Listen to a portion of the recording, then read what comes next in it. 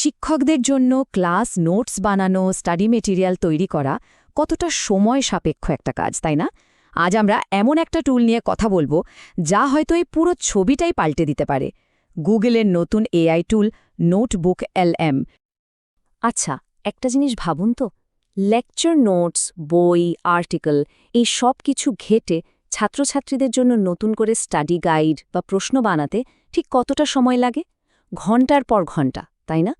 ঠিক এই সমস্যাটা সমাধান করার জন্যই কিন্তু নোটবুক LM এর মতো টুলের আগমন। তো চলুন সরাসরি ঢুকে পড়া যাক। প্রথম প্রশ্নটাই হলো, নোটবুক LM জিনিসটা আসলে কি? মানে সহজ ভাষায় যদি বলি, নোটবুক LM হলো আপনার পার্সোনাল AI অ্যাসিস্ট্যান্ট। তবে সবচেয়ে বড় খাসিয়তটা কি জানেন? এটা ইন্টারনেট থেকে যা খুশি তথ্য নিয়ে আসে না, বরং আপনি ওকে যে সোর্স মেটেরিয়াল দেবেন, ধরুন আপনার নিজের লেকচার নোট বা কোনো রিসার্চ পেপার, শুধুমাত্র সেটার উপর ভিত্তি করেই ও কাজ করবে, একদম আপনার কন্ট্রোলে। এই স্লাইডটা দেখলেই পার্থক্যটা একদম পরিষ্কার হয়ে যাবে। ভাবুন, আগে কি হতো? ম্যানুয়ালি ঘন্টার পর ঘন্টা ধরে সব সোর্স পড়তে হতো, তথ্য বাছতে হতো, তারপর সেখান থেকে সামেরি বা প্রশ্ন তৈরি করতে হতো।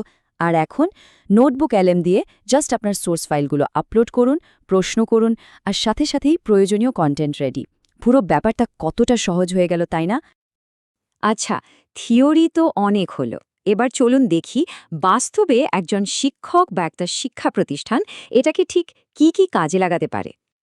এর কাজ করার পদ্ধতিটা কিন্তু একদম সহজ, মাত্র 3টে স্টেপ। 1. আপনার যা যা সোর্স আছে, যেমন লেকচার নোট, বই বা আর্টিকেল, সেগুলো অ্যাড করুন। 2. ওই সোর্সগুলোর ওপর ভিত্তি করে যা জানতে চান প্রশ্ন করুন। আর 3. ব্যাস, আপনার যা দরকার সেই স্টাডি মেটেরিয়ালটা সাথে সাথে তৈরি হয়ে যাবে। তো কি বানানো যেতে পারে এটা দিয়ে? অনেক কিছুই। ধরুন একটা বিশাল চ্যাপ্টারের সহজ সারসংক্ষেপ লাগবে, হয়ে যাবে। কিংবা ছাত্রছাত্রীদের কমন প্রশ্নের জন্য একটা FAQ লিস্ট, সেটাও সম্ভব।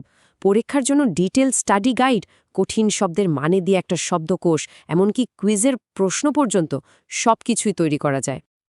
এতক্ষণ তো আমরা দেখলাম এটা কি করতে পারে, কিন্তু আসল কথাটা হলো এর গুরুত্বটা ঠিক কোথায়। এটা কিন্তু শুধু সময় বাঁচানোর একটা টুল নয়, এর সম্ভাবনা কিন্তু আরও অনেক গভীর।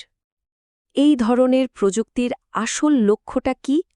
লক্ষ্য একটাই, শিক্ষাদানের পুরো প্রক্রিয়াটাকে আরও বেশি এফিশিয়েন্ট বা দক্ষ করে তোলা, যাতে শিক্ষকরা তাদের মূল কাজে আরও বেশি মনোযোগ দিতে পারেন। এই চার্টটা দেখুন, কি দারুণভাবে ব্যাপারটা বোঝানো হয়েছে।